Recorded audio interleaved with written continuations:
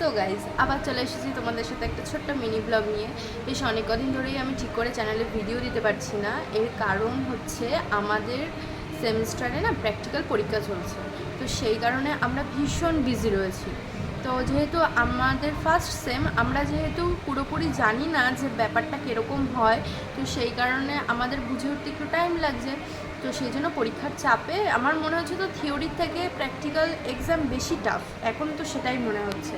তো যাই হোক, সেই জন্য আমি ভিডিও কন্টিনিউ তোমাদের সাথে দিতে পারছি না, আমার চ্যানেলে পোস্ট করতে পারছি না। তো ঠিক আছে, কালকে না পরশু দিন প্র্যাকটিক্যাল পরীক্ষা আছে, তো সেই কারণে আবার আমাকে পড়তে বসতে হয়েছে। এত পড়া তো আমি থিওরির সময়ও পড়িনি যতটা আমি প্র্যাকটিক্যালি এফোর্টস দিচ্ছি। তো যাই হোক, একটু তো কিছু খেতেই হবে, যেহেতু আমি ফাস্ট ফুড খেতে ভালোবাসি।